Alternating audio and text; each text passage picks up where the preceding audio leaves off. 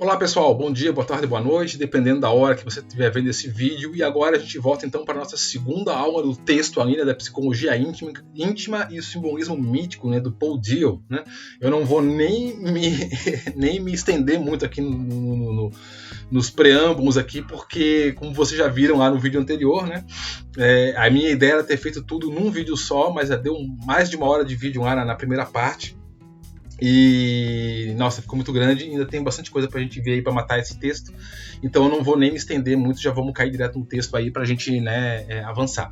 Então, só pra retomar um pouquinho do que a gente tinha visto lá onde a gente parou lá no outro vídeo, tava falando ali, né, que o Paul Diehl, então a gente vai estar falando sobre os mitos. Eles vão se dividir em dois grandes grupos, né? O mito da criação e os mitos de conduta da vida, que a gente pode chamar de mitos éticos, né? De sentido ético da vida. Então, o modo como a vida surgiu e o modo como você deve viver a vida.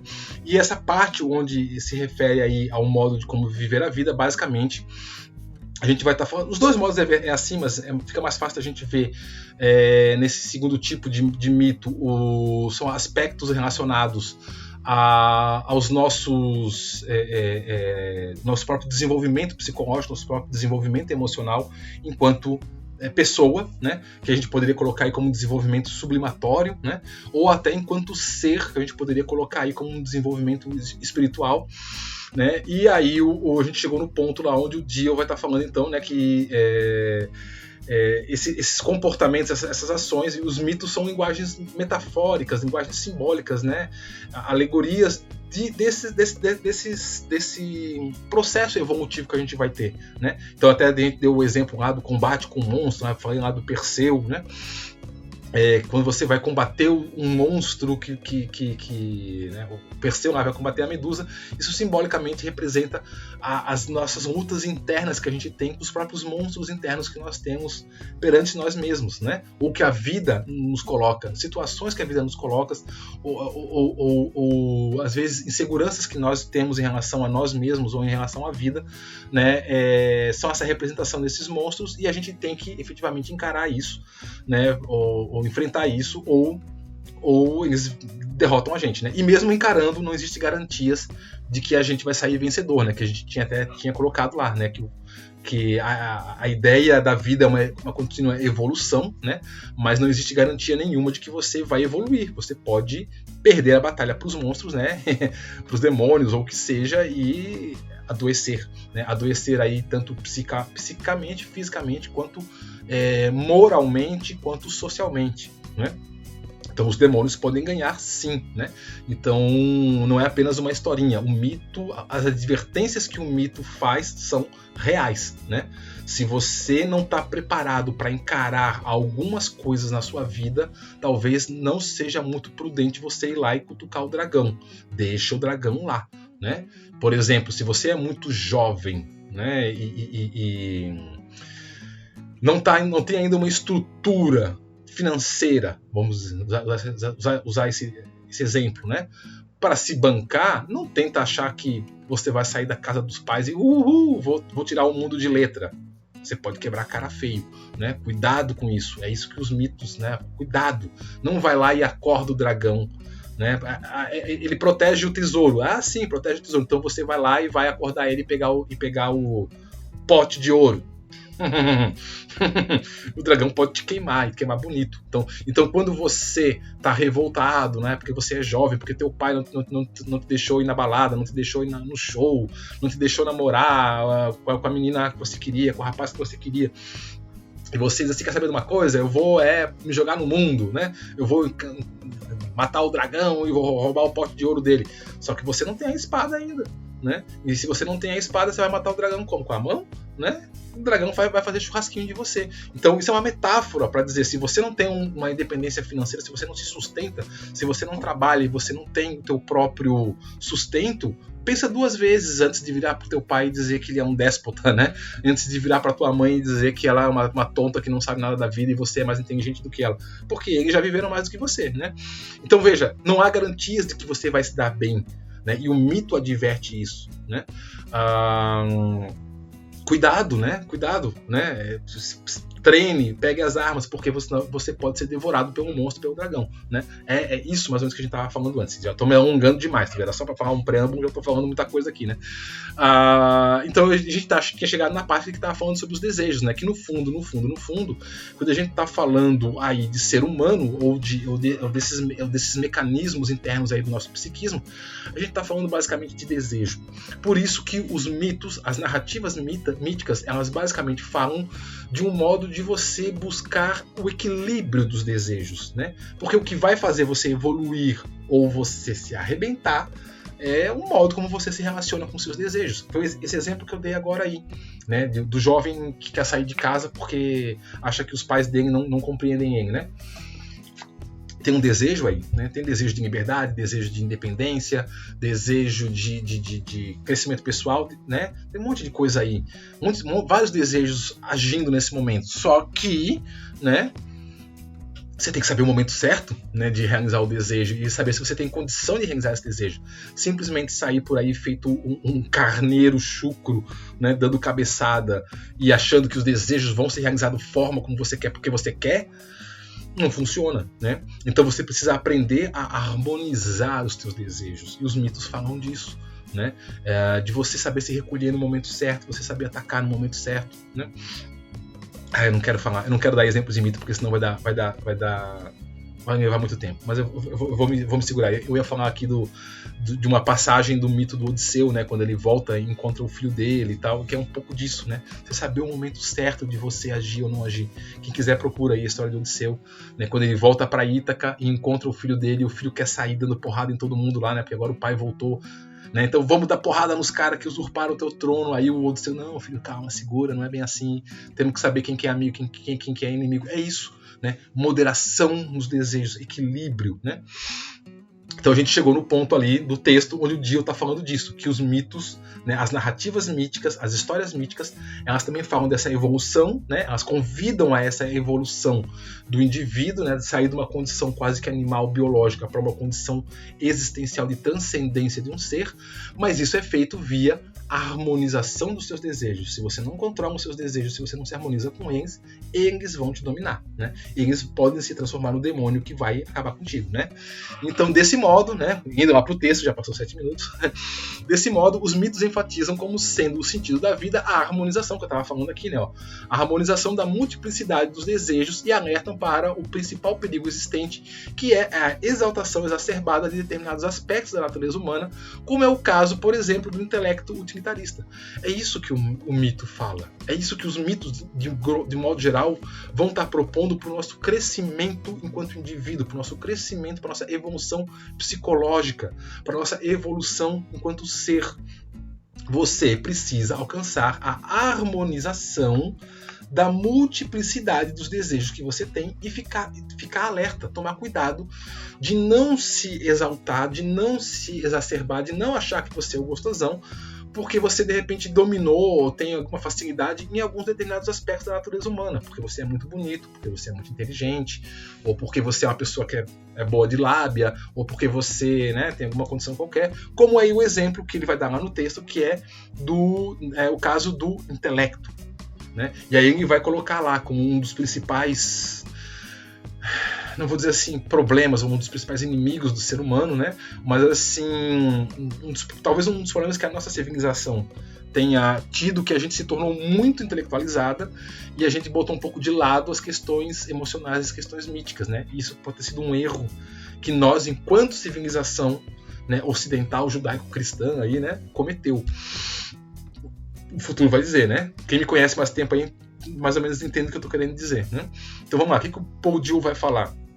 Para o intelecto exaltado, isolado do espírito, né? Então, ó, razão sem a emoção, né? Sem um lado emocional, um lado espiritual. A visão espiritual dos mitos e mistérios não existe, né? O cara que é muito intelectualizado, o cientista, basicamente, representado aqui, né, pelo cientista, eu já vou falar dele aqui. Mito é historinha para criança, né? Mito é papinho, né? Então, o cara que é muito inteligente, o cara tem um PhD, o cara tem um doutorado não sei aonde, escreveu tantos livros, escreveu tantos artigos, conhece tudo lá sobre todas as coisas, o mito é historinha, né? Historinha para criança, né? Então o mistério não existe. Isso aí é firula. Isso é coisa de quando a humanidade era ignorante, né? Pensa bastar-se a si mesmo e não o consegue, a despeito de todas as suas invenções. As próprias invenções voltam-se contra o homem, que perdeu a direção evolutiva. Em vão, ele procura substituir o sentido da vida pelo progresso. Né? E aqui é um exemplo que o Paul Dill está dando lá. Né? Olha, um grande problema, né, da gente não conseguir fazer a harmonização dos desejos pode ser o fato de você sobrevalorizar algum aspecto do teu ser, como por exemplo o intelecto, que ele está falando aqui, que foi o que aconteceu, por exemplo, com a nossa civilização. A gente se seduziu muito pela ideia do progresso, pela ideia de que nós somos intelectualmente superiores àqueles povos bárbaros do passado, né, que não sabiam, não entendiam de nada, mas nós hoje, com todo o nosso advento do conhecimento da ciência, somos muito superiores aos povos que não se dedicam ao conhecimento científico e blá blá blá blá blá blá blá blá. O que o Paul vai estar alertando aí, e eu corroboro com esse, cuidado, né? Porque isso pode ser uma defesa, isso pode ser uma forma de você estar tentando esconder contatos mais íntimos, com conteúdos mais profundos do teu ser aí, que você simplesmente não quer entrar em contato. Então você se defende como? Você se defende, né, por meio do intelecto utilitarista, o que lá na psicanálise a gente chamaria de racionalização. Você racionaliza, né? Só que o fato de você ficar racionalizando, se defendendo de entrar em contato com esses aspectos mais íntimos do teu ser, não vão fazer com que esses aspectos desapareçam, né? E em alguns momentos eles podem até voltar e cobrar a conta, né? Eles sempre voltam para cobrar a conta, na verdade, né? E aí, então, aqui, né, em vão, o cientista ou a pessoa muito intelectualizada, ela tenta substituir o sentido da vida pelo progresso. Eu não preciso saber qual é o sentido da vida, né? Eu não preciso buscar uma razão pela minha existência. Eu tenho progresso, eu tenho eletricidade, eu tenho sondas pousando em Marte e tal, e talvez você até consiga fazer isso, mas talvez a tua vida seja vazia, né? Aí um exemplo fácil para vocês entenderem isso é uma metáfora, né? Uma alegoria, e que a gente também pode colocar como um como um mito moderno, é o Frankenstein, como está aqui. Ó. O que é a história do Frankenstein? A história do Frankenstein é justamente essa, né? De um cientista que tenta dominar a vida, né? Ele tenta dizer assim, eu vou me tornar Deus, né? Eu vou criar uma criatura. E ele cria, né, o Frankenstein. O Frankenstein era o doutor, né? O Victor, se não me engano, o Victor Frankenstein. Ele cria uma criatura, ele dá vida a uma criatura, né? Eu, pelo meu intelecto, pela exacerbação da minha inteligência, eu consigo dominar a própria vida e eu crio a vida, né? Se vocês não leram, né, o Frankenstein, aliás, eu recomendo, eu tenho ele aqui, né? Muito bom, da Mary Shelley, né? Tá aqui. É fininha, curtinho, é muito bom. Leiam, é um livro excelente. É literatura, você pode dizer, é literatura, não é mito, é literatura. Eu já vou falar sobre isso, né? Mas o que acontece, se vocês conhecem a história, é que o monstro aí, né? Nem lembro se não, faz tanto tempo que eu li aqui a história que eu não lembro mais, né? Ele se volta contra o próprio criador dele, né? É isso aqui, ó, né? Que as próprias invenções voltam-se contra o homem que perdeu a direção evolutiva. O que aconteceu com o Dr. Frankenstein é isso. Ele até pode ter criado uma criatura, se transformado num deus, né? E criado ali uma criatura do nada, juntou pedaços de vários outros corpos e deu a vida. Só que ele não deu um sentido para essa vida. E se vocês conhecem a história do Frankenstein, leram, viram um filme, a grande angústia do monstro aí, né, era justamente o fato de ele... Por que eu tô aqui? Por que você me fez, né? E me fez sozinho ainda, né? A grande queixa dele, né? Me fez só. Veja que aí agora eu vou entrar agora na explicação mítica para isso daí. Vocês podem dizer assim, mas o Frankenstein não é mito, é literatura, né? Verdade, é uma história, né? Tá aqui, considerado inclusive história de terror, né? Mas inclusive, hoje ela pode ser considerada um mito moderno, tá? E o Frankenstein, ele é considerado um mito moderno. A ideia do cientista como ser capaz de resolver tudo e não resolve, e acaba só criando algo que acaba destruindo ele. Isso é uma crítica que é feita hoje à nossa ciência contemporânea, tá? Então, o Frankenstein, na nossa cultura hoje, ele já galgou o status de mito. Eu posso falar na figura do mito de Frankenstein, para a gente se referir às nossas intelectualizações contemporâneas, tá? Mas, independente disso, a própria conto, né, a própria história, a literatura do Frankenstein, ele tem em si uma manifestação de um mito, ou de vários mitos, né? Que mito, basicamente? Basicamente, um mito judaico, né, da criação do homem, né? Dr. Frankenstein, ele pensa que é Deus, e ele tenta criar uma criatura que se revolta contra ele, né? No caso do nosso mito, né, judaico-cristão aí, não é que a gente se revoltou contra Deus, né? Mas a gente, de certo modo, não cumpriu as determinações que ele traçou pra gente. Então, por isso que a gente foi expulso do paraíso e hoje está sofrendo aqui e tudo mais, né? No caso do monstro aqui, do Frankenstein, né? Uma das queixas dele é porque ele tá sozinho e não tem ninguém, né? Que é mais ou menos a queixa de Adão com Deus, né? Eu estou sozinho no mundo, todos os animais têm uma companheira, menos eu, né? Por que você não fez uma para mim, né? Na mitologia cristã, né? Aí Deus né, joga o sono lá no Adão, tira uma costela e faz a Eva, pronto, né? Então veja que, de certo modo, esse arcabouço mítico lá do passado cristão está presente na historinha, né? Então, o que eu quero dizer assim, a autora deliberadamente fez isso de propósito, pegou um mito, não é, ou até foi, não sei, não conheço, né? As origens da ideia da história, né? Mas o que eu mais compreendo, o que eu acho que é mais sensato é que esse tema mítico é um tema que angustia a humanidade como um todo, desde a criancinha pequena tentando entender de onde é que ela veio, né? Como é que ela nasceu, né? Até o ser humano mais adulto tentando compreender o sentido da vida dele, né? E até talvez uma criança pequena tentando brincar, né? De poder de Deus, de criar uma criatura do nada, né? Isso vai dar origem a vários mitos, né?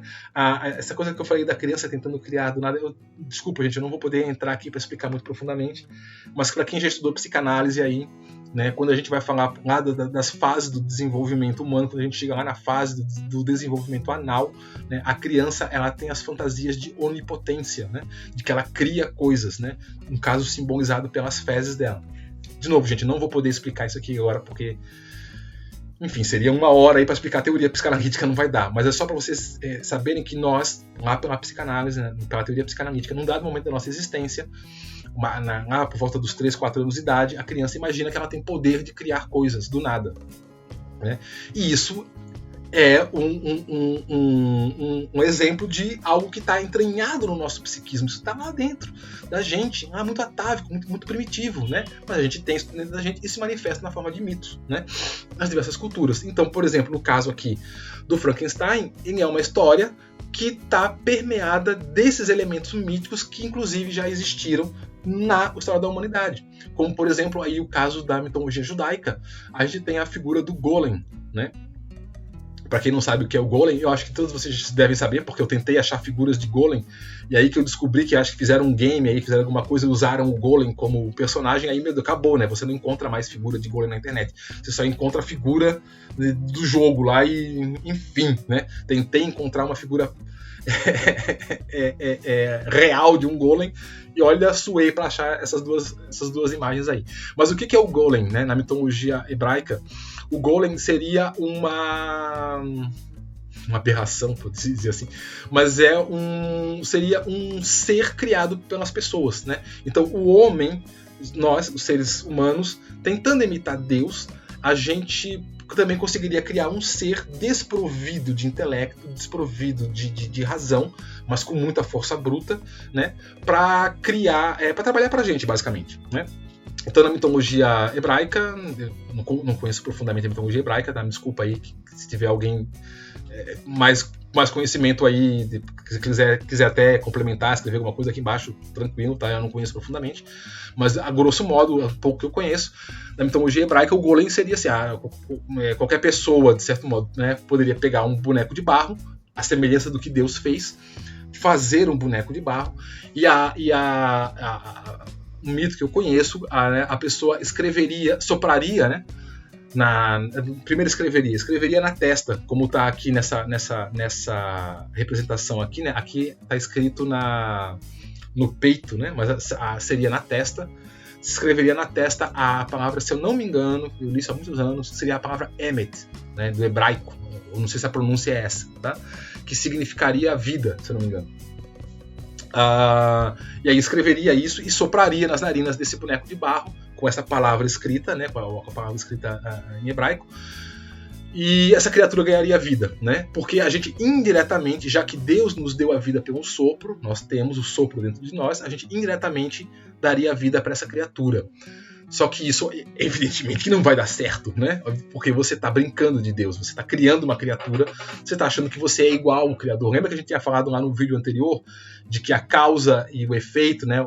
A causa, o efeito não consegue compreender a causa, por isso que o efeito não pode ser balizado pela querer dar uma de causa, é sempre consequência, né? É mais ou menos isso. O homem é o efeito da divindade de Deus, né? Deus criou o homem, então o homem não pode querer se equiparar a Deus, porque ele não é a causa, ele é o efeito.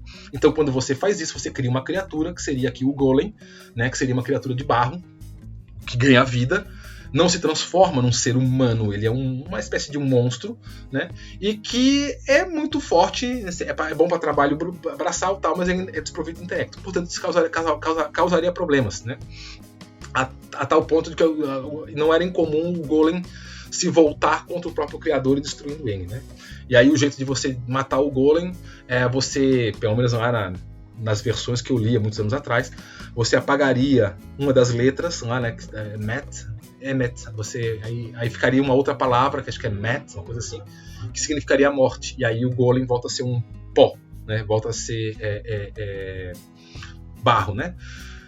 Enfim, né? De novo, gente, resumidamente, eu não conheço mitologia hebraica, né, profundamente, só grosso modo. Seria isso. Então, a ideia de que você teria a capacidade de criar um ser do nada que poderia te servir, né, e você efetivamente, quando não quisesse mais, se desfaria dele, está presente lá, né, nas mitologias, e vai repercutir, vai aparecer aqui em histórias como, por exemplo, Frankenstein. Né? Tá vendo como o mito está presente até hoje na nossa vida com outras roupagens? Né?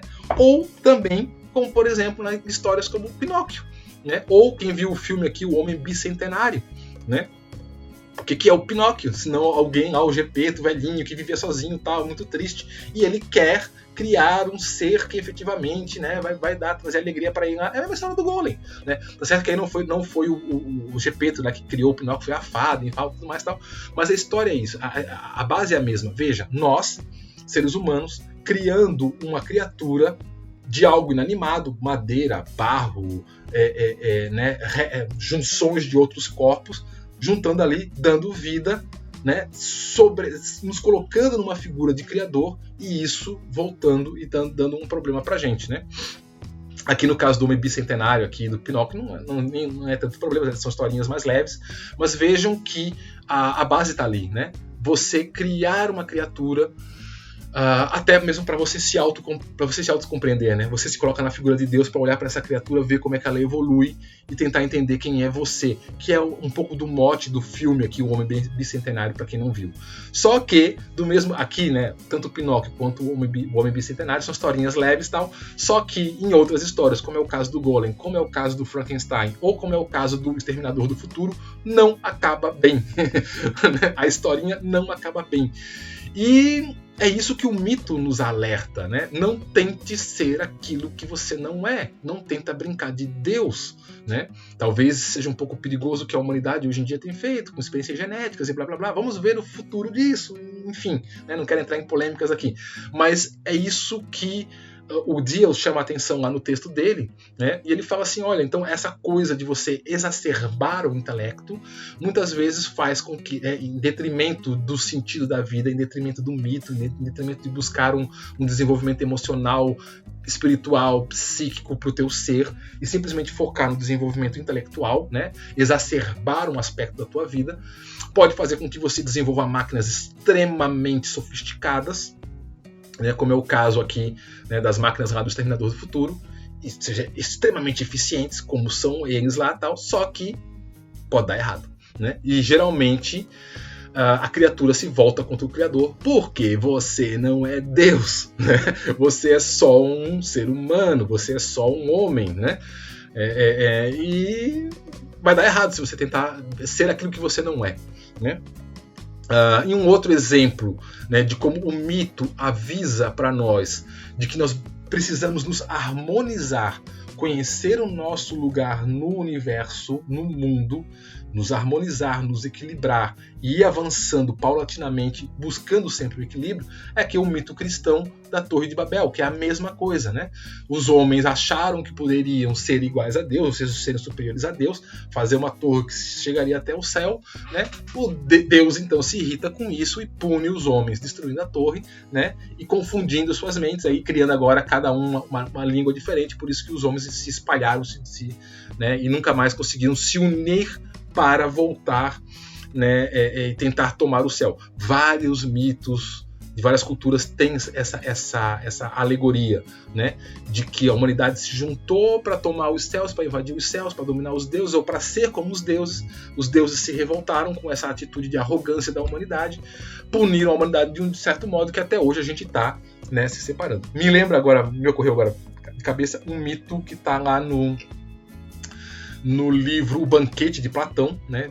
Leiam, peguem esse livro, é muito interessante, mas tem lá um dos mitos que fala sobre por que os sexos são separados, né? Os homens e mulheres. E um mito lá que é contado no livro diz que os homens, né, no início, eles tinham 2 cabeças, 4 braços, 4 pernas e os 2 sexos, né? O pênis e a vagina, e enfim, eram criaturas, né, estranhas, né? Mas estavam lá e tal. E essas criaturas um belo dia resolveram invadir o Olimpo, tomar o Olimpo, e os deuses ficaram revoltados com isso, tal. O que Zeus fez? Zeus joga um raio, né? Muito parecido com a história da Torre de Babel, né? Joga um raio e separa o homem em 2, né? Ao meio. Então por isso que agora a gente só tem uma cabeça, 2 braços, 2 pernas, e de um lado ficou um pênis e do outro lado ficou a vagina, né? Por isso que aí criou o homem e a mulher. E até hoje a gente fica lutando, buscando, procurando a nossa outra metade, né? Que a gente foi separado lá, né? E com isso, como a gente fica perdendo tempo procurando a nossa outra metade, a gente nunca mais inventou de tentar dominar o Olimpo, né? De tentar dominar os céus, né? Então veja como essa metáfora, essa alegoria do mito, ela está presente em várias culturas, linguagens diferentes, mas a mensagem é a mesma, né? Conheça o teu lugar, conheça o que você pode fazer, saiba o que você pode fazer, não tente ser mais do que você é, porque você pode se dar mal com isso, né? A mensagem é clara, né? Não tenta passar a perna no agiota. Né? Você é um gurizão aí novo, vou pegar dinheiro com a agiota e depois não vou pagar, eu sou muito esperto, eu sou um cara, né? Você sabe o que acontece com quem não paga o agiota, né? Mas entende, ó, não brinque com aquilo que você não tem controle ainda, porque pode se voltar contra você, tá? Não pensa que você é o cara picão das galáxias, né? Porque você não é. Espera o momento certo para você agir e haja. Agora, sair por aí achando que você é mais do que você é, vai ter consequências. Essa é a mensagem do mito, tá? Quer seja em relação aos deuses, quer seja nas suas relações sociais. Vou mandar meu chefe pra puta que pariu, vou dizer que eu não preciso, né? Fazer igual a Rochelle lá do Todo Mundo Odeia o Chris. Eu não preciso disso, meu marido tem 2 empregos. Você consegue fazer isso se você é que nem ela, que tem um marido que tem 2 empregos. Agora, se você não tem, né, um marido que tem 2 empregos, você não pode chegar por aí e mandar o chefe as favas e dizer eu não preciso desse emprego, porque às vezes você não consegue encontrar outro tão fácil, ou tão, você pode se arrepender porque saiu dali, né? São essas pequenas coisas que o mito está falando pra gente. Bom, vamos lá, já deu meia hora. Então, né, o que o Dio vai falar lá? Então, diante dessas questões, né, das questões essenciais e imutáveis da existência, né, como os ciclos da natureza, com todo o poder criador e destruidor, os processos de crescimento, envelhecimento, morte, etc., qualquer tentativa de domínio é pura banalização, e a única escapatória para o homem é a harmonização. Por essa razão, tantos mitos insistem na prática contemplativa, a aceitação da condição humana como um modo que conduz à plenitude, que é um pouco do que eu estava falando ali antes. Veja, os mitos, alguns mitos eles vão incentivar que você seja arrojado, que você lute, que você vá, que você enfrente, mas é sempre aquela coisa.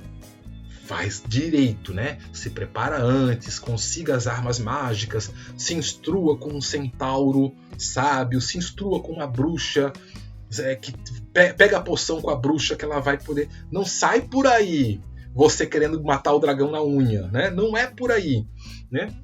Não pegue um elemento do teu ser, do teu psiquismo, como por exemplo o intelecto, e você achar que você é melhor do que os outros porque você tem aquela característica ali que é bem desenvolvida em você, e achar que você não precisa da poção da bruxa, que você não precisa da instrução do centauro, que você não precisa das armas de um velho sábio, de um deus, porque você vai quebrar a cara feio, né? Então os mitos, eles te instigam, te exaltam para você ir combater, lutar, tal, mas de modo geral eles dizem para você fazer isso com prudência, né? Porque você pode quebrar a cara na vida real.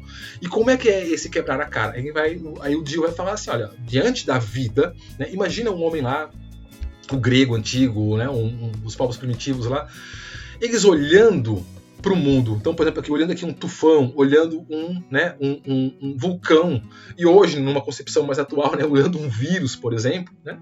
Hoje a gente vê vírus, naquela época eles não viam, né? Mas olha aqui o vulcão, né? Você lá desenvolve um barco, você lá desenvolve uma torre, você faz, né? Pensa lá nesses homens lá no Paleolítico, né? na idade do bronze lá, né? Nesse período, quando esses mitos surgem. Aí você diz assim, não, eu tenho poder, eu consigo fazer tudo, eu consigo desviar um rio, eu consigo, né, agora aqui produzir uma agricultura excelente, porque eu desviei o rio, irriguei a área, então eu não dependo mais dos deuses para plantar, eu aconteço e tal. Aí de repente explode um vulcão do lado do teu terreno lá, é lava para todo lado. Toda a tua plantação foi para o espaço, todos os teus animais morreram lá com o vulcão. Quando o homem via isso, ele olha para isso e fala assim, cara, né, perante a vida, perante as condições extremas que a vida favorece para a gente, talvez, né, tentar o domínio sobre isso é besteira. É besteira. Você não vai ser mais forte que um vulcão, você não vai ser mais forte que um tufão, você não vai ser mais forte que um leão, você não vai ser mais forte que um vírus, em alguns casos, né? Então é mais prudente, ao invés de você sair para uma luta, você tentar se harmonizar com eles, né? Então por isso que tantos mitos enfatizam, né, para o homem aceitar a sua condição humana e só se lançar, né, em desafios, em viagens heróicas e tudo mais tal, se você estiver preparado, né, com a poção mágica, com a espada mágica, com o escudo mágico, para que você possa efetivamente fazer essa luta. Do contrário, é melhor que você se harmonize, que você aceite a sua condição, faça, né, aceite o que está ao teu alcance naquele momento da tua vida e continue vivendo, porque senão você efetivamente vai ser destruído, né? Então, vocês conseguem compreender que o mito, ele dá uma instrução de como a gente deve viver a nossa vida, de como a gente deve se relacionar com o mundo e de como a gente deve se relacionar com os fatores emocionais, cognitivos, intelectuais, psicológicos que se manifestam na gente sempre que a gente está nesse contato com o mundo, tá? Então, por exemplo, aqui, né, o ideal, aí que é citado lá, citação tirada lá do texto, tá? O ideal último, entretanto, em razão da dificuldade da sua realização, não é senão longínquo e diretivo. E o sentido imediato da vida consiste na projeção de objetivos múltiplos, na formação de projetos sensatos, orientados pelo espírito e a realização pelo intelecto. Mas o trabalho intrapsíquico da transformação energética não conduz necessariamente à formação evolutiva. Pode também produzir a deformação doentia, né? Então aqui, o combate mítico e heróico pode terminar em derrota, né? Então, assim, o que o Dio está falando aí nessa parte do texto? Ele está falando assim, olha, então a gente já entendeu, já percebeu, né, que o que os mitos avisam a gente é harmonize-se com os elementos da vida, né? Harmonize-se com os aspectos psicológicos que você tem. Conduza adequadamente os teus desejos, conduza adequadamente as energias que você tem, que na psicanálise a gente chamaria de libido, né? Conduza adequadamente a sua libido na direção daquilo que é adequado, na direção daquilo que é possível, tá? Mas, né, assim, o trabalho intrapsíquico, como está aqui, né, de transformação energética, essa transformação da libido, não conduz necessariamente a uma formação evolutiva, né? Aquilo que eu estava falando lá no outro vídeo, às vezes pode dar errado, né? Às vezes pode ser que você não consiga, né? Eu já vou dar aqui o exemplo do Ajax, que está aqui nesse desenho aqui de um vaso grego, né? Então aqui, ó, a energia que não foi corretamente direcionada para uma evolução do espírito, né? Lá na psicanálise a gente chamaria da sublimação e tal, né? Pode ficar estagnada ou retornar sobre a fonte de onde veio, gerando processo de superexcitação que nem a intelectualidade pode amenizar. E daí sobrevêm os processos de adoecimento do indivíduo, psíquica e fisicamente. Tá? Então veja que esse processo de transformação, de equilíbrio, de harmonização, né, dos nossos desejos, dos nossos conteúdos psíquicos, de novo, não tem garantia nenhuma que a gente vai conseguir fazer isso. A gente pode tentar, a gente pode querer, mas pode não funcionar. E quando não funciona, né, essa energia, que aí usando agora uma linguagem psicanalítica, né, que foi direcionada para algum objetivo, que foi direcionada para a satisfação de algum desejo, se ela não consegue, né, ter uma vazão, se o desejo não consegue ser realizado de um modo adequado, essa energia retorna e a gente fica ali, exacerbado, estagnado, né? Ou com excesso dessa energia, com excesso desse desejo, e isso vai levar inevitavelmente a um adoecimento, né? É isso que a gente vai chamar de neurose, né? Lá na psicanálise, né? Um desejo não realizado que retorna e tenta se manifestar de um modo inadequado, e isso é uma neurose, é um adoecimento psíquico. Então, lembrando, né, que esse caminho, essa jornada, essa luta, tudo mais, ela pode estar errado, né? Ela pode, por diversas razões nossas, da vida, o que seja, isso pode não tomar uma direção correta, retornar e a gente acabar adoecendo psiquicamente, ou basicamente, eu poderia dizer até tendo uma psicose e enlouquecendo. Que aí é o caso aqui, é o exemplo que o mito, muitas vezes, agora usando aqui o mito grego, nos adverte sobre isso, né? Essa passagem aqui da morte de Ajax é uma parte que fala, né, sobre a guerra de Troia. Então o que aconteceu? Assim que os gregos venceram os troianos, né, na batalha, Aquiles morre, né? Aquiles morre durante a invasão de Troia, né? Morto lá por Paris, né, que dá a flechada lá no calcanhar dele, ele morre. Quando Aquiles morre, depois que teve lá os ritos funerários, tal, né, queimaram o corpo de Aquiles e tal, ficou aquela dúvida sobre quem ia ficar com os despojos de guerra, né, quem ia ficar com a armadura de Aquiles, a armadura, a espada, o escudo, o elmo, né, quem é o guerreiro, quem é que tem o direito de ficar com as armas do maior de todos os heróis gregos, né? E aí os generais, os comandantes gregos resolvem perguntar, então, chegam numa conclusão, a gente deve dar a armadura de Aquiles pro guerreiro que mais foi vigoroso, que mais foi corajoso na batalha, né? Então vamos perguntar para os prisioneiros troianos quem foi que mais inspirou, que mais deu medo para eles na batalha, e aí quem eles disserem a gente dá a armadura, né, de Aquiles para eles. E aí os guerreiros troianos foram unânimes em dizer que depois de Aquiles, né, o herói que mais assustou, que mais deu medo pela ferocidade, pela sua força, pelo seu vigor na batalha foi Odisseu, né? Ulisses, né? Então a armadura de Ulisses foi dada a Odisseu como prêmio pela bravura dele na batalha e tudo mais.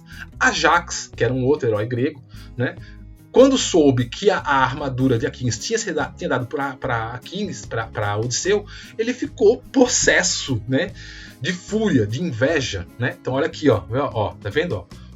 O conteúdo intrapsíquico, né, a transformação energética não foi conduzida adequadamente. Ajax não estava preparado para aquilo ali, né? Então, quando ele soube, né, que um prêmio da guerra foi dado pro amigo dele, com quem ele estava combatendo, que era Odisseu, ele deveria ter ficado feliz pelo amigo dele, né? Mas o que aconteceu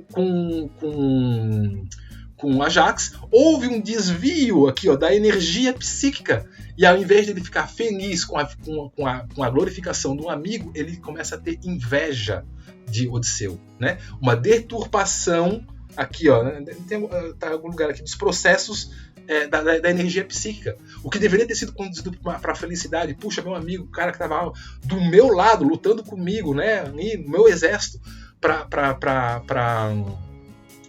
ganhar a guerra, se transformou no rancor por conta da inveja, né? Porque ele sentiu inveja. Ele achava que ele era o cara que deveria receber a armadura de Aquiles. Então o que ele faz? Ele fica possuído pelo ódio, né? Ele fica revoltado com aquilo, e durante a noite ele pega a espada, ele desembainha a espada e vai até o acampamento do Odisseu, disposto a matar todo mundo, né? Matar o Odisseu e matar todos os soldados do Odisseu que estavam dormindo, né? Quando Ajax vai fazer isso, né? Então veja, de novo, ó, a energia psíquica conduzida de modo inadequado, né? Ele não soube lidar com as suas emoções. A raiva, né?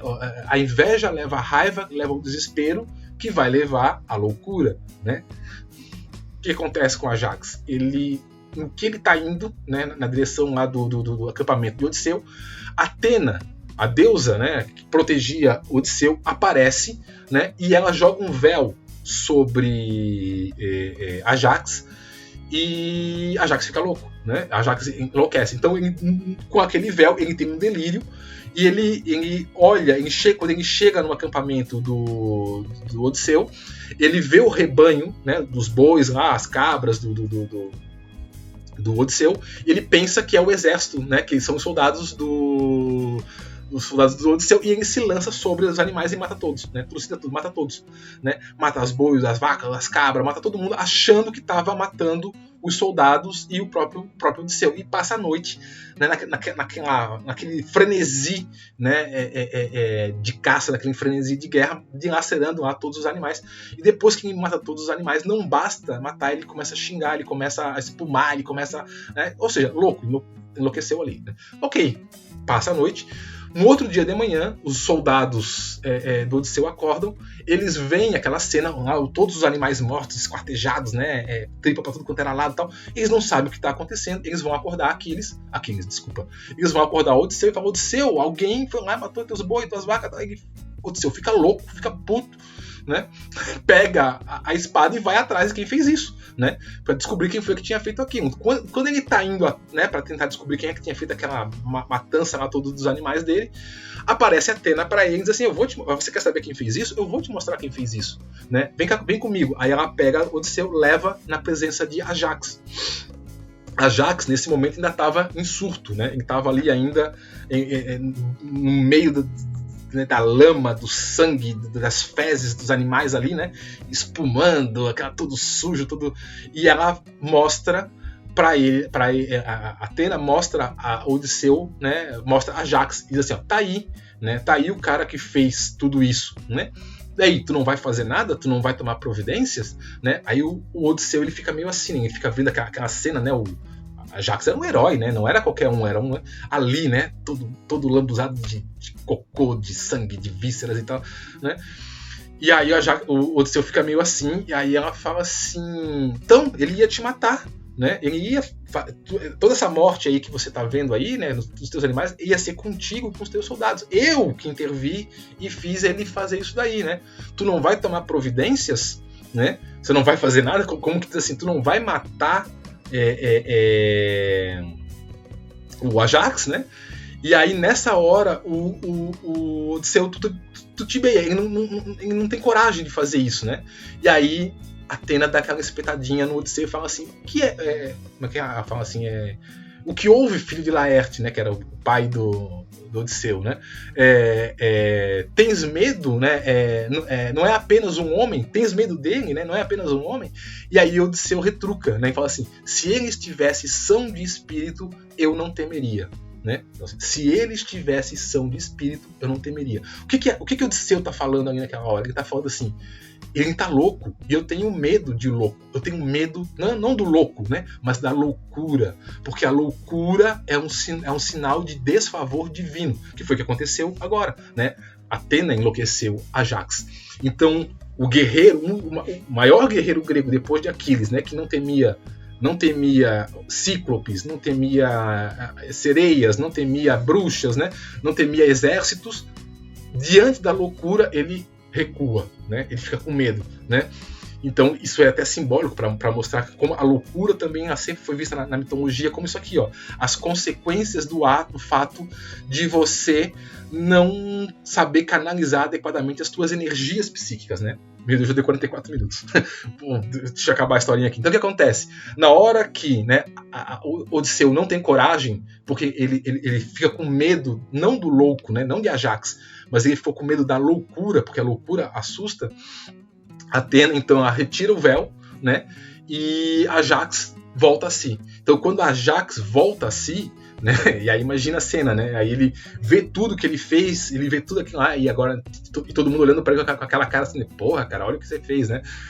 Ajax fica possuído pela vergonha, né, ele não consegue encarar o Odisseu de frente, e aí ele pega e se lança sobre a própria espada, como tá aqui, né, e ele se mata, né? Então a loucura de Ajax, né? Então o que um mito tá falando, né? É exatamente isso aqui, ó. Né? Veja, se desde o começo Ajax tivesse sabido conduzir as suas emoções, conduzir a sua energia psíquica, aquilo que estava dentro dele, e não deixar a inveja tomar conta dele, ele não teria enlouquecido. Se ele não tivesse enlouquecido, né, ele não teria feito o vexame que ele fez, e não teria tido que se matar depois, né, por vergonha. Então é isso aqui, ó, né? Então quando a energia ela não é adequadamente conduzida, por isso que eu volto a dizer, ó, não há garantias nenhuma de que você vai sair vitorioso na guerra, né? O mito ele mostra isso. Olha o que aconteceu com Ajax. Ele era um herói tão grande quanto Aquiles, ele era um herói tão grande quanto Odisseu, mas acabou de uma forma vergonhosa, né? A vida dele acaba de uma forma vergonhosa. Ele não acaba numa batalha como Aquiles, né? Ele não acaba como Heitor num duelo, né? Não, ele acaba numa poça de merda, vamos falar, né? Usando né, um português chulo aqui, né? Numa poça de cocô e sangue e vísceras de animais, passando vergonha pela cagada que ele fez, né? Pela besteira que ele fez. Então, assim, se você não conduz isso adequadamente, se você não se prepara para isso, você pode efetivamente adoecer, chegando ao extremo, no caso aqui, que é da loucura, né? Bom, não vou me estender mais, porque já deu 50 minutos. Bom, então o adoecimento psíquico, né, que os mitos sinalizam pelo extremo, né, da loucura, que é o caso ali de Ajax, tem manifestações mais brandas, né, então você não precisa chegar ao ponto do delírio completo da loucura, como aconteceu com Ajax, mas não menos carregadas de sofrimento, como é o caso a angústia, que nada mais é do que o resultado do desespero de não poder realizar o desejo. E aí eu gosto muito, né, lembrando, só retomando, né, que o mito nos orienta a harmonizar os desejos, a harmonizar as emoções, os sentimentos que você sente, que você tem dentro de você, né, para conduzir os desejos, né.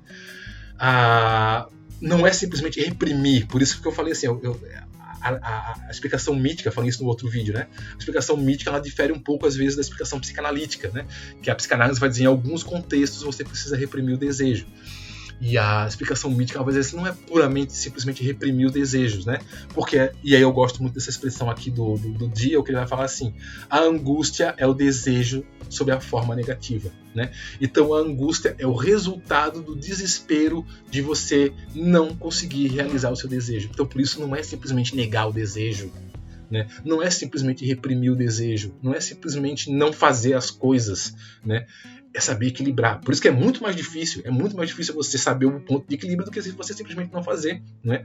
Então, por isso que é complicado, por isso que não tem garantias de que você vence o dragão no final, né? Não tem garantias que você salva a princesa, fica com um pote de ouro, né? É uma batalha, é uma jornada que você pode sair vitorioso ou não, né?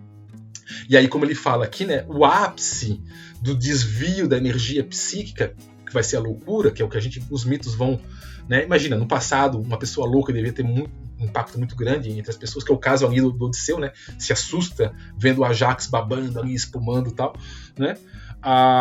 O que é a loucura? É o extremo, mas existem outras coisas que são tão danosas, tão causam tanto sofrimento, como é o caso da angústia, né?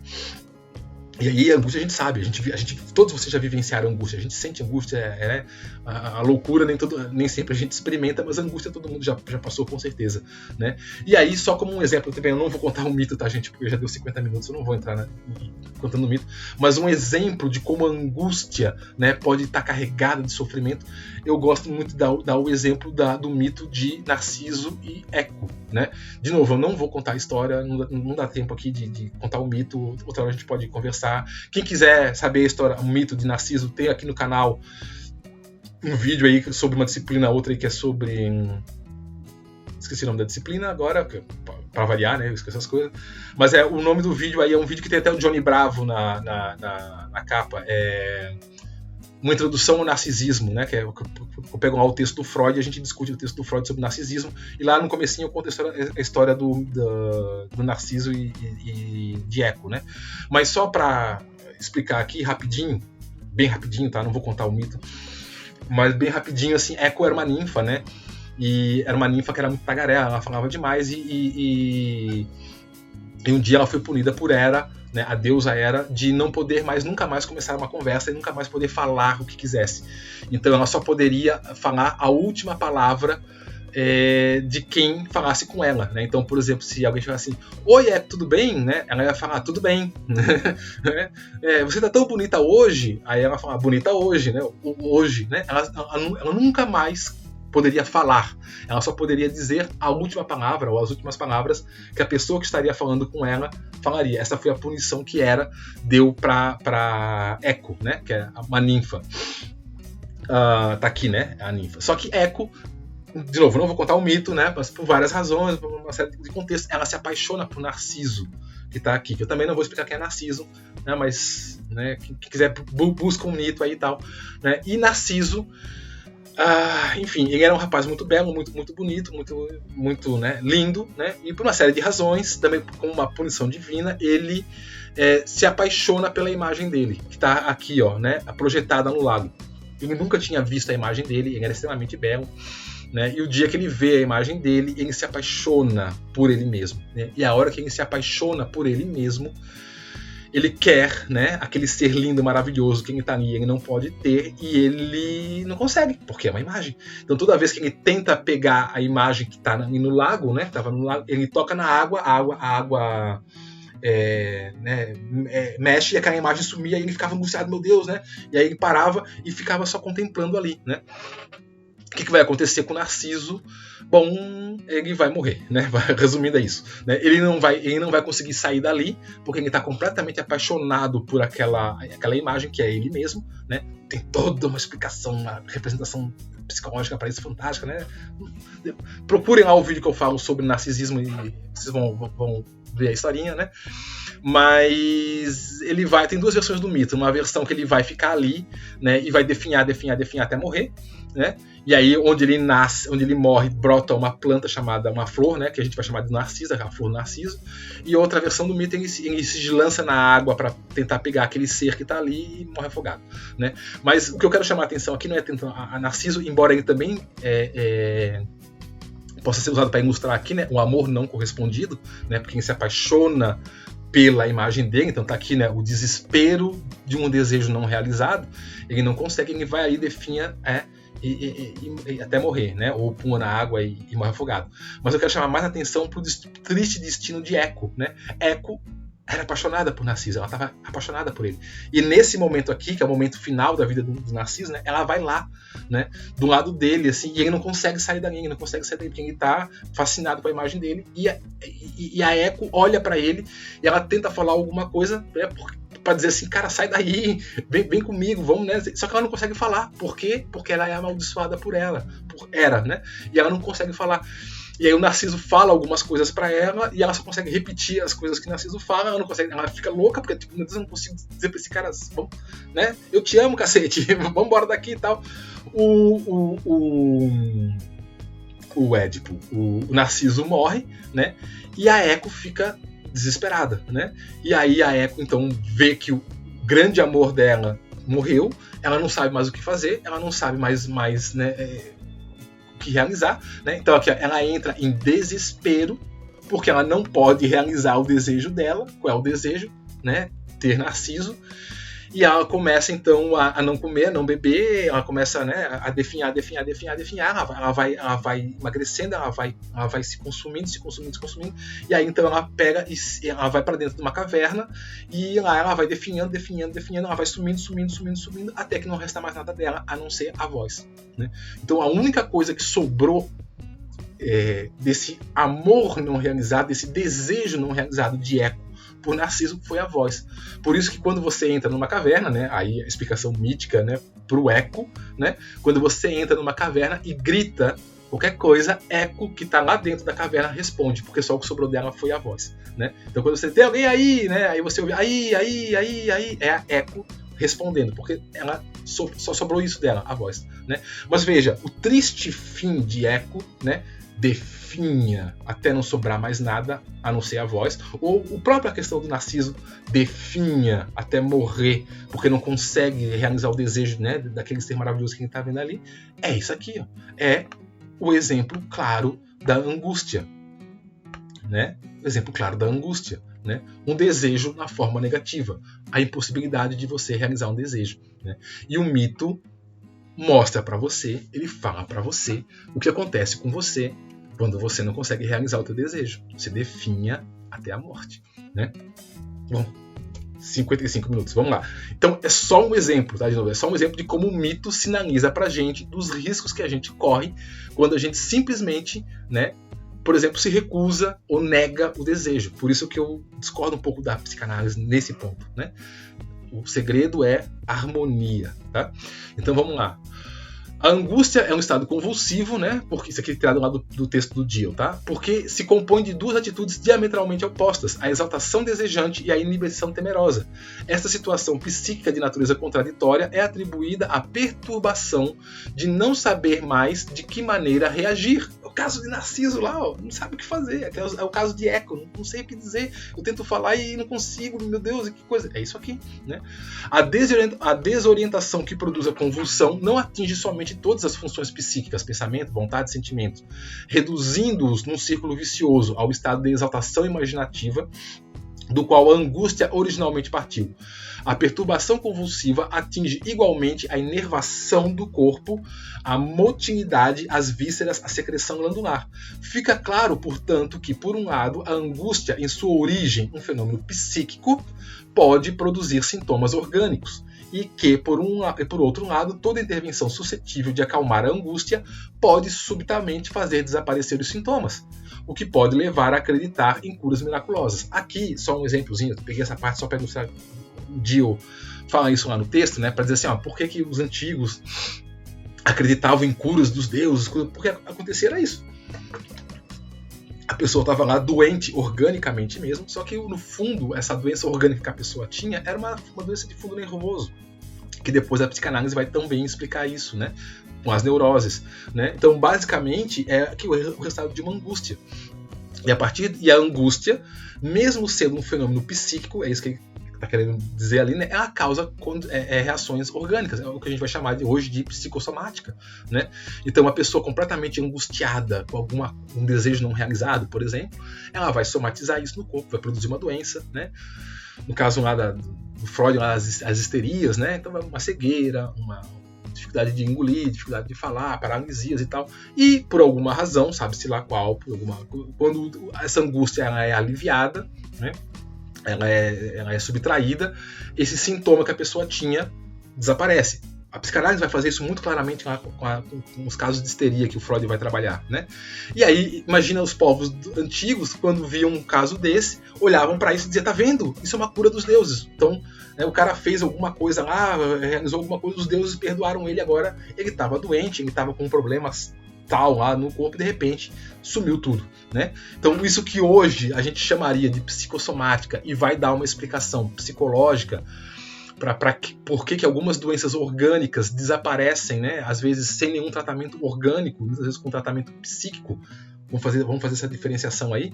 No passado não tinha essa concepção, né? Então se entendia, por exemplo, que uma cura dada por um deus, um milagre ou alguma coisa assim, tá? Então, assim, é nesse ponto, tá, que os mitos agem como mecanismos de redução da angústia, pois, ao fornecerem modelos comportamentais de como agir no mundo, os mitos reduzem a ansiedade de não saber se portar diante dos diversos acontecimentos da vida, né?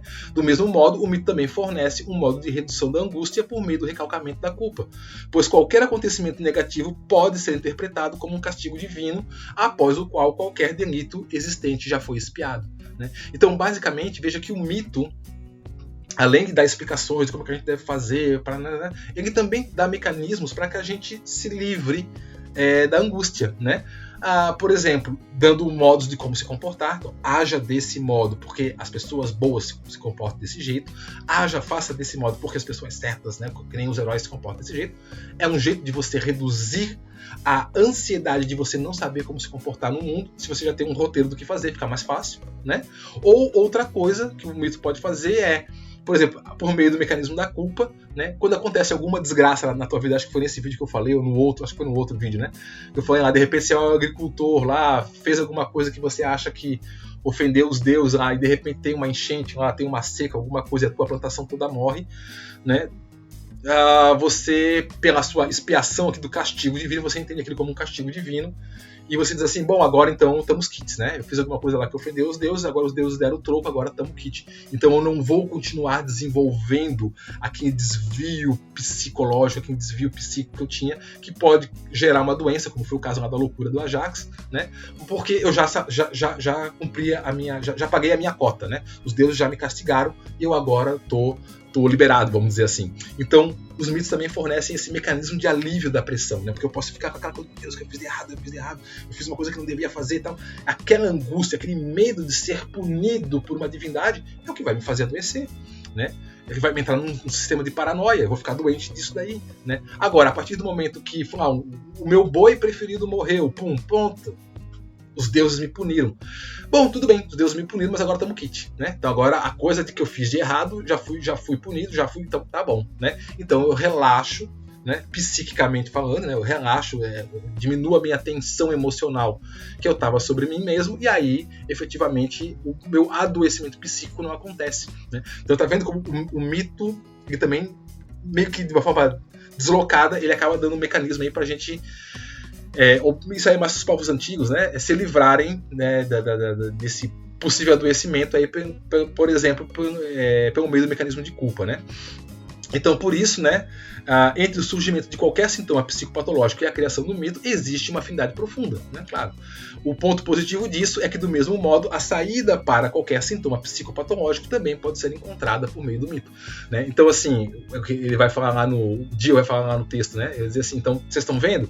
Por isso que entre ali, o surgimento de uma psicopatologia e a criação do mito, tá ali, ó, um tá coladinho no outro. E talvez até, né, os surgimentos dos mitos, eles tenham acontecido para as pessoas darem uma resposta para esse sofrimento psíquico que elas tinham no passado, né? Imagina, pensa um homem lá na idade do bronze lá, né? Então, de repente, o cara começa a ficar louco, né? Por alguma razão, alguma ansiedade, algum transtorno lá que ele tinha por algum problema. Bom, foi um Deus que está punindo ele porque ele fez alguma coisa errada, né? Então, tá aí. Então, assim, o que é legal da gente ver que no passado, né, o mito estava muito próximo de uma construção psicótica, psicopatológica, né? Dá pra gente ver essa associação. O que é interessante para nós hoje é que, do mesmo modo, eu posso usar isso no sentido inverso. Qualquer saída, né, para um sofrimento psíquico, eu também posso fazer isso via do mito, porque os mitos também vão dar pra gente a saída. E aí, só para ilustrar isso de um modo simbólico, né, isso aqui me lembra muito a questão do labirinto, né? O labirinto, isso aqui é uma representação romana, tá? É um ladrilho romano. No passado, ele não tinha a conotação que a gente tem hoje, como o labirinto é um lugar onde você se perde, né? É um lugar que tem várias passagens e você, de repente, se perde lá dentro. Isso foi uma concepção posterior do labirinto. No início, o labirinto era isso aqui, ó. Um lugar que só tem uma entrada e só tem uma saída. Vocês podem ver que não tem outra saída aqui para um labirinto, ó. Só tem uma entrada e uma saída.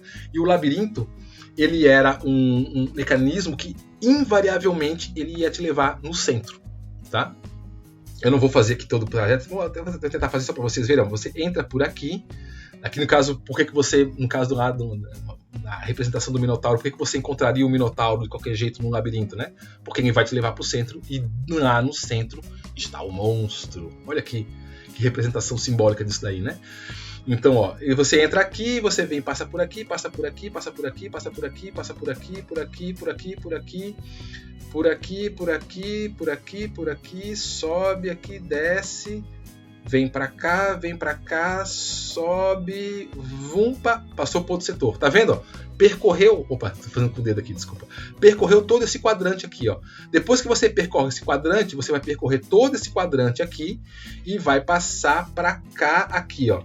Né? Vai passar pra cá, vai percorrer todo esse quadrante aqui e aí vai passar pra cá aqui, vai percorrer todo esse quadrante e vai chegar no centro. Então, o labirinto não era um lugar onde você se perdia. O labirinto era um lugar que te conduzia ao centro. Então, só existe um lugar para você entrar, e quando você começa a jornada não tem saída, você vai até o final, até o centro. Você não vai escapar de chegar no centro, né? E do mesmo modo, só tem um caminho de volta, que é pelo mesmo lugar onde você entrou, que é muito aqui, ó. Né? É a psicopatologia que te coloca dentro do mito. Ok, mas é o mito que te tira da psicopatologia.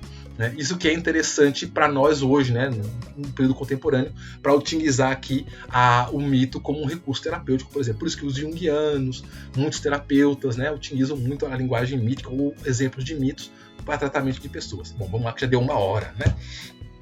Então, os mitos, né, são aquilo que nos que nos prepara para lidar com os sintomas que teremos nas diversas lutas da vida, né? O mito ele tem essa característica de nos preparar para isso. Então, ali eu achei legal que, né, ele dá o exemplo ali, o Paul Dewey vai dizer assim, né, ser assaltado por um conjunto de sintomas equivale, sintomas psicóticos, esqueci de botar aqui, né? Ser assaltado por um conjunto de sintomas psicóticos, né, equivale a lutar com uma quimera, né? O que é uma quimera? Quem era a quimera na mitologia grega? A quimera era esse monstro aqui, né? Meio homem, meio leão, meio cabra e a cauda dele era uma serpente, era um monstro, né? Na verdade, quimera é um nome genérico que a gente dá para qualquer ser que misture animais, né? Mas a quimera original mesmo, ela era essa aqui, meio leão, meio cabra e meio cobra, né?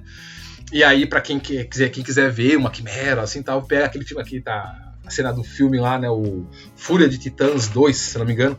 Aqui é o momento que Perseu, acho que era Perseu, ele mata a quimera, tá aqui, né? Então ele matou a quimera aqui e tal, né? Mas o que é a quimera? A quimera, veja, é uma outra representação simbólica para isso, um conjunto de sintomas. É um monte de animais juntos que se transformam numa coisa monstruosa. Ansiedade, medo, angústia, tristeza, vazio, tudo isso junto ao mesmo tempo, ali, intenso, em cima de mim, eu estou enfrentando um monstro. Que monstro? A quimera, não é? Quimera. A quimera que tem dentro de mim, ou seja, um sintoma psicótico, né? Quem já teve ou quem já viu alguém tendo um surto psicótico, às vezes, né, uma questão assim, sabe que a pessoa relata um pouco disso, né? Sente muitas coisas ao mesmo tempo, com muita intensidade, e a pessoa não perde o controle, e aí que ela, né, o ego fragmenta e ela tem um surto, né? É isso aqui, ó. Imagina você, não é um leão, não é uma cabra, é um monstro com várias faces, várias cabeças, ao mesmo tempo, né? Você tem que lidar com medo, lidar com a ansiedade, lidar com palpitação, lidar com paranoia, tudo ao mesmo tempo. Uma quimera, um monstro, né? E isso aí lidar com esse sintoma é a mesma coisa que você lidar com esse monstro, né, que junta vários seres de uma vez só, né? Bom, tá no finalzinho já, né? Ai não, eu tenho esse slide. Bom, mas não são apenas as angústias e as psicoses, né? E as psicoses, as doenças que... é verdade, aqui, essa parte também ele fala que é legal, né? Que o mito tenta nos proteger. Além dessas, existem outras, talvez até mais perigosas, pois o homem se aprofunda nelas pela sua própria vontade, né? Um exemplo dessas doenças que são punidas pelos deuses são a banalização e a vaidade. Então ele vai dizer assim, olha, né, vocês estão vendo que ele está falando sobre vários aspectos, né? Ok, o mito nos dá um trajeto para a gente evolui pela harmonização dos desejos, mas mesmo fazendo a harmonização dos desejos, não é garantia que a gente consegue, porque aquela energia que a gente tem dentro, se a gente não conduzir direito, ela pode se voltar contra a gente e aparecer na forma de um demônio, de um monstro, que são as nossas neuroses, as nossas psicoses, as nossas ansiedades, as nossas fobias, né? Que a gente vai ter que encarar elas e não necessariamente ganha essa guerra, a gente pode perder, né? Não é todo herói que vence, o herói pode morrer no meio da batalha, né? A maioria dos heróis morrem. Olha lá já o que aconteceu com ele, né? Mas além disso tudo ainda tem um outro problema, né? pode acontecer uma outra coisa, né? Existe um outro desvio que pode acontecer no nosso caminho, que é não a energia se perder, não um monstro ganhar da gente, mas a gente se exaltar, né? A gente, como tá aqui, né? Como é que tá aqui?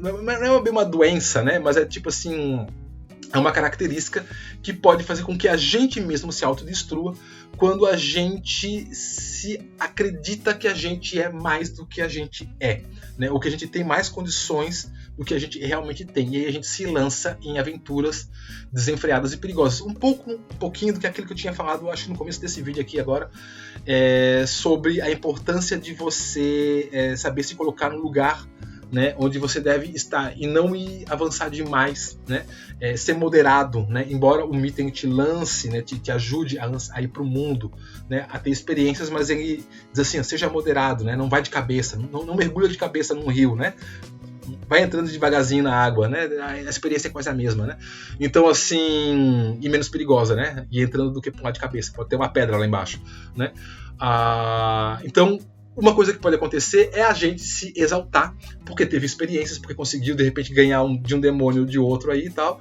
e aí você acha que você realmente é o monstrão aí e tal, e você se perde. E isso é mais perigoso, né? É mais ou menos assim, eu já dei exemplos em outras disciplinas que eu sempre falo assim, é muito mais fácil você tratar alguém que está com uma depressão, né, do que você tratar alguém que está no estado de mania, né? Tipo a psicose, né? Psicose transtorno maníaco-depressivo, né? Hoje a gente chama de bipolar, o antigo maníaco-depressivo, né? Que a pessoa oscila entre estados de depressão e estados de mania, de felicidade, eu sou o cara, faço tudo e tal. E eu sempre falo aí para quem já teve aula comigo antes, né, que é mais fácil você tratar uma pessoa que está na depressão, porque a pessoa está sentindo dor, ela está sentindo angústia, ela quer ajuda, ela diz, me ajuda, eu tô mal, tal. Então ela busca ajuda, ela aceita ajuda, do que você tratar alguém que está no estado de exaltação, de mania, porque essa pessoa ela acha que ela é poderosa, né? É o cara lá que bebeu toda na balada e acha, não, eu sou fodão, deixa que eu faço. Esse aí é complicado, porque ele não aceita que ele está com problema, ele não aceita que ele está num estado alterado, ele acha que ele tem controle de tudo, e na prática não tem, né? É só você lembrar de alguém bêbado na balada aí achando que está arrasando, né? E o cara está lá a ponto de dar uma cabeçada na parede, né? Então aqui, né, o perigo monstruoso de que falam os mitos é a estagnação evolutiva. Aqui, ó. Eu não preciso mais evoluir. Eu já cheguei, já sou o topo, né? Eu já sou o picão, né? Eu sou o cara aqui, né? O monstro simbolicamente representado enquanto ameaça exterior é, na verdade, um perigo essencial que reside na psique, né? Na nossa psique.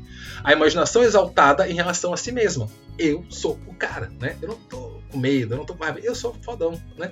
A vaidade quer nos fazer crer que ela é a perfeita realização do sentido evolutivo. No entanto, a vaidade é a deformação do espírito por excelência. O contrário da lucidez, a cegueira com relação às suas próprias falhas, né? Então, lembra, né? Eu não preciso de ajuda. Eu não preciso dos outros. Eu não consigo tudo sozinho. Você tá cego em relação às suas próprias faltas.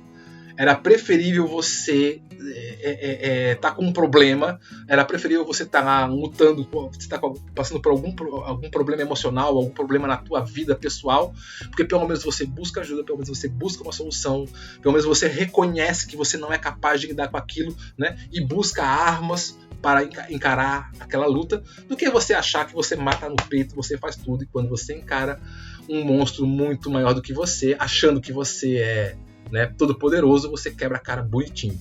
Então, os mitos, eles nos advertem muito disso, né? Que é aquele próprio exemplo lá da Torre de Babel, que eu acho que foi nesse vídeo, ou foi no outro vídeo, agora não me lembro agora, né? Não tenta dar uma de Deus, não tenta achar que você é mais do que você é, porque você se acaba, tá? E um exemplo fácil disso, para vocês entenderem, é o mito de Ícaro, né? Eu também não vou contar o mito todo aqui e tal, né? E os gregos, inclusive, tinham uma palavra específica para isso, que a gente vai trabalhar sobre isso ao longo da disciplina, eu não vou dar muita ênfase nela aqui agora, que é híbris, tá? Híbris era um estado de espírito que a gente pode traduzir como orgulho, vaidade, orgulho, vamos dizer assim, tá? orgulho e vaidade, vamos dizer assim, tá? Um estado de exaltação onde a pessoa acha que ela é mais do que ela é. Ela acha que ela é um deus, por exemplo. E aí os deuses não perdoam, tá? Na Grécia, os deuses não perdoavam. Os deuses nunca perdoavam uma híbris. A híbris nunca, ela sempre era punida ou com a loucura ou com a morte. Quem cometia a híbris era punido com a loucura ou com a morte. A híbris também é o nome de uma... Não chega a ser uma deusa, a gente chama de um daimon, né? Era uma divindade, né? Não é uma divindade, era um daimon, um espírito, né? Como se fosse um espírito da natureza, chamada híbris, que ela possuía as pessoas e fazia com que as pessoas achassem que elas eram mais do que eram, né? Então a híbris, ela tem dois significados aí no mundo grego. É o nome desse daimon, né? Ou é também um estado de espírito da pessoa, né? No panteão romano, híbris, ela vai receber o nome de petulância, né? Então talvez seja até mais fácil para nós compreendermos o que é a híbris com o nome romano, petulância, né? Então uma pessoa petulante entre os gregos, né, é uma pessoa que estaria cometendo uma híbris. Uma híbris é uma ofensa aos deuses, onde você pensa que você é mais do que você é e os deuses iam lá e puniam, tá? Então o caso clássico aqui de híbris é o caso de Ícaro, né? Rapidinho, o mito eu não vou contar também, mas é só a parte que nos interessa aqui. Mito era filho de Dédalo, que é esse cara aqui, né? Que foi o arquiteto que projetou o labirinto do Minotauro, né? Lá do rei Minos. Então o Dédalo e o Ícaro, eles eram prisioneiros lá do rei Minos, né? Na ilha de Creta, acho que era Creta. E eles eram prisioneiros lá e vão tentar fugir. Dédalo, ele era um arquiteto, ele era muito inteligente, ele era muito sábio. E o que ele faz? Ele faz ceras, né? Já que ele não conseguia sair da ilha, né? Ele estava preso lá no labirinto, então no castelo lá, desculpa, né? Do rei Minos. Então ele faz o quê? Ele faz asas de ceras, né? De cera e penas para ele e para o filho dele, Ícaro, né? E resolveu fugir da ilha voando, né? Então fez a asa e vai voar e vai embora. Então, só que na hora, né, que ele bota a asa para ele e bota a asa no Ícaro, vira para Ícaro e fala assim: Ícaro, só que é o seguinte, né? Quando você estiver voando, não desce demais, né? Não chega muito perto do oceano, que é para não ofender Poseidon, né? O deus dos mares, né? Ou em outro aspecto, né? Para a umidade da água não grudar nas penas, a pena ficar molhada e você cair no mar e morrer, né? E nem voa alto demais, que é para você não ofender Apolo, né? Quem é Apolo é o deus Sol, né? Então se você subir demais, né? Apolo pode ficar ofendido, ele vai derreter a cera, né? E você vai cair, vai morrer, né? Então qual é o recado de Dédalo? Faça uma coisa que os homens não fazem, que é voar. O homem não foi feito para voar, né? Se o homem fosse feito para voar, os deuses tinham dado asas para a gente, mas eles não deram. Então homens não voam. Então a gente vai fazer uma coisa que já é imprudente por si só, desafiar a nossa natureza humana. Mas vamos fazer isso de uma maneira humilde, de uma maneira, né, do meio termo. Nem muito embaixo para não ofender Poseidon, nem muito em cima para não ofender Apolo. Vamos voar no meio. Beleza, vamos lá. E eles pulam e começam a voar. No que eles começam a voar, Dédalo vai reto, né, e começa a ir. Ícaro, como era muito jovem, ele fica fascinado com aquilo. Nossa, eu tô voando. E ele começa a ir cada vez mais alto. Ele começa a ir cada vez mais alto porque ele quer ver, né? Quer ter aquela... Ele tá encantado pelo fato de ele estar voando, tá, né? Dédalo, quando vê que Ícaro tá voando cada vez mais alto, ele tenta alertar o filho. Desce, né? Tá muito pra cima, tal. Ícaro tava lá, curtindo a viagem, voando, não ouve o pai, ele continua subindo. Quando ele vai subindo, ele se aproxima do Sol. Quando ele se aproxima do Sol, que é o deus Apolo se sente ofendido, né? Onde já se viu um mortal querer vir até aqui onde eu tô, tal, e aí o Apolo derrete a cera, né, das asas, as penas caem e Ícaro cai fulminado, né, e morre no mar, né, morre afogado no mar. O que foi isso? Foi um exemplo, né, de híbris, né? Ícaro achou que era mais do que era, quis subir na mesma direção de Apolo. Deus não perdoou, né? Ele caiu e morreu. Dédalo, que continuou voando, né? No meio termo, vendo nem tanto ao mar, nem tanto à terra, nem tanto ao céu, nem tanto ao mar, né? Nem demais para um lado, nem demais para o outro. Caminho do meio, a retidão, a calma, né? Nem muito exaltado, nem muito apático. Passou, viveu. Então, qual é o recado, né? que o mito passa pra gente: seja moderado, seja prudente, né? Não se lance desenfreadamente e, principalmente, não tente ser mais do que você é. Você não voa. Pessoas não voam. Então, se por alguma razão divina os deuses estão te permitindo voar, seja humilde, seja educado, passa direitinho, né? E não esnoba, né? Se por alguma razão você subiu no morro lá onde tem um traficante, o cara te deixou entrar, né?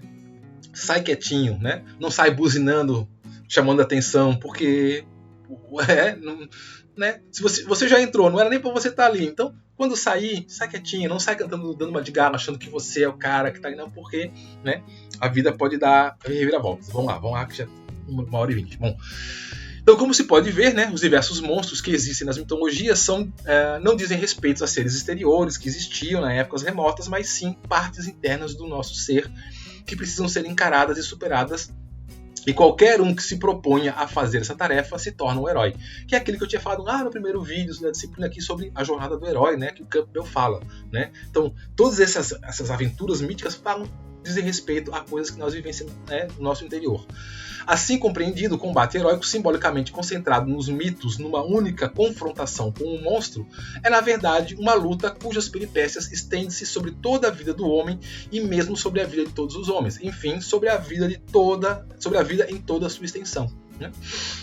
Desse modo, os mitos, como uma pré-ciência mitológica, o que o Dio está querendo falar sobre pré-ciência mitológica? Olha, né, pré-ciência psicológica. Olha, lá na Idade do Bronze, né, lá nos povos primitivos, eles não tinham psicanálise, né, não tinha psicologia analítica, né, não tinha Freud, não tinha Jung para eles explicarem os mecanismos, né, do inconsciente e subconsciente. Então, qual é a linguagem que eles tinham? A linguagem que eles tinham eram os mitos. Então, a mitologia nada mais é do que uma psicologia primitiva, uma psicologia do passado, né, ou uma pré-ciência psicológica. Né? Não contém somente uma compreensão do funcionamento evolutivo e involutivo da psique. Né? Não é só evoluir, a gente pode evoluir também. Neles encontra-se ainda a advertência sobre a existência de uma luta contra a involução. Luta esta que o homem, para que seu próprio bem essencial, deve levar a cabo com o objetivo de encontrar a satisfação, o sentido da vida. A visão supraconsciente do simbolismo mítico concerne a vida inteira, sua compreensão ideal, ou seja, a espiritualização, e a realização ideal, ou seja, a sublimação. Né? Então veja, o que a mitologia ou o mito ele nada mais é do que uma psicologia primitiva, um modo primitivo, uma psicologia dos povos antigos. Que ela vai mostrar o quê? Um modo como você tem que achar um sentido para a tua vida, transitar buscando uma evolução para a tua existência, né? Buscando sempre uma compreensão ideal das coisas que você vivencia, das coisas que você experiencia, né? E aí, com isso conseguir uma transcendência do seu ser, o que a gente vai chamar de uma espiritualização, e por uma construção do seu indivíduo, né? Da sua realização ideal, que a gente vai chamar de sublimação. Você se realizar enquanto pessoa nessa vida. Né? É como se fosse assim, você se realizar enquanto pessoa, como indivíduo, e você se autorrealizar como espírito, né? no teu ser. Né? Então toda essa descrição do funcionamento psíquico encontrada no mito tem por objetivo demonstrar que a moral não é uma simples questão de convenção social ou uma imposição sobrenatural. Ela é, sobretudo, um fenômeno inerente à vida, uma adaptação do sentido evolutivo da vida.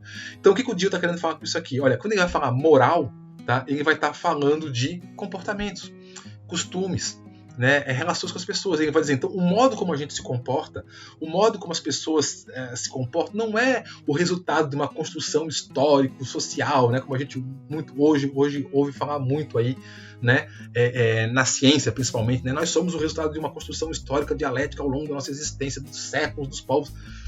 Tem isso, tem. Não vamos negar que existe isso também, mas, sobretudo, essa construção histórica, ela é um reflexo de uma projeção de como a gente se sentia, as pessoas do passado se sentiam internamente e como nós nos sentimos internamente hoje. Hoje, as construções que nós estamos fazendo são construções históricas e sociais? São. A gente está fazendo, estamos construindo aí. Mas essas construções históricas e sociais estão sendo construídas a partir das nossas percepções, desejos, emoções e sentimentos internos que nós projetamos. Então, sobretudo, né, a moral ela é dada muito mais né, pela projeção dos nossos conteúdos psicológicos ao longo dos tempos do que efetivamente o resultado de uma história, né, de uma história de um povo, alguma coisa assim. Porque a gente, digamos assim, se comporta de determinados modos tentando achar o melhor modo, né, de conseguir fazer isso aqui, ó, uma adaptação do sentido evolutivo da vida. Então a gente faz coisas que às vezes não podem ser muito boas, que às vezes não podem ser muito adequadas socialmente, né, culturalmente falando, mas é um modo que a gente encontrou para tentar evoluir. É um modo que a gente conseguiu nesse momento, tá? Falando aí no sentido ético mesmo, né? Algumas coisas que no passado, por exemplo, a gente hoje olha e diz assim, nossa, como é que as pessoas no passado podiam fazer tal coisas, né? E julga elas no sentido moral, no sentido ético, né? Tá equivocado isso, julgar pessoas no passado é muito difícil, né? Eles estavam numa outra condição de vida do que a gente tem hoje, então é fácil para a nossa condição de vida hoje olhar para trás e dizer o que eles faziam lá era errado, né? Mas aquelas pessoas naquelas épocas no passado, elas estavam simplesmente tentando fazer isso aqui, ó, tentando dar um jeito de sobreviver. Como é que você faz isso? Você faz isso do modo que você pode, do modo que você consegue, né? Nem sempre é o melhor modo, mas é o que dá, né? Na maioria das vezes. Então, sendo a moral, né, uma adaptação do sentido evolutivo da vida, todas as construções civilizatórias da humanidade, é isso que, né, eu estava falando agora, né, desde, né, da noção de ciência da noção de justiça até a ciência, não passam de projeções externas, ó, isso que é interessante, ó, não passam de projeções externas dessa jornada interna realizada por cada indivíduo, né? Então, todas as construções sociais civilizatórias que a gente tem hoje nada mais são do que projeções da jornada interior que cada indivíduo faz, né? Só que projetadas de um modo coletivo, uma civilização, um povo, né? Uma cultura, né? E a psicologia, por ser a ciência que se dedica a compreender os modos de funcionamento da psique humana, deveria ser capaz de interpretar o universo simbólico presente nessas projeções, como faz, por exemplo, em relação aos sonhos. Aí o que o Dio vai estar puxando a brasa, né, é para um modelo de psicologia, bati no computador, um modelo de psicologia, né, que na concepção aí do Dio, ela deveria dar mais importância, né, por exemplo, para fazer análises do mito hoje, nas manifestações míticas que a gente encontra hoje, né? Como o exemplo aqui que eu dei para o Frankenstein, aqui, né? Uma manifestação de um mito do poder, né? De querer ser um deus, criar a vida do nada, né? Que se manifesta hoje na forma de literatura, por exemplo, né? A psicologia deveria se dedicar mais a isso, né, para compreender o homem, para compreender a sociedade, do que outros modos aí que a psicologia utiliza, né? Claro, lembrando, isso é uma teoria, isso é uma corrente, né? Assim como tem outras teorias, correntes psicológicas que vão dizer que tudo isso aqui é besteira, isso aqui é tudo história da carochinha e tudo mais, né? Então, de novo, são concepções, são modos de ver o mundo, modos de ver o homem, tá bom? Enfim, né? Daí isso daqui seria uma coisa mais próxima aí de uma psicologia analítica, que a gente vai chamar a psicologia junguiana, né? Mas, assim, é uma corrente, né? E tem outras aí que tem outras concepções, outras visões. Bom, 1h30, deu coisa para burro, né? Imagina, de novo, eu sei que é um texto difícil, é um texto entroncado, tem muita coisa ali, né? Não é um texto digerível facilmente, né? Pode ver que eu mesmo demorei muito para falar muita coisa aqui. Achei que ia conseguir fazer tudo num vídeo só de 1 hora. Deu aí quase 3 horas, né? No total aí de vídeo.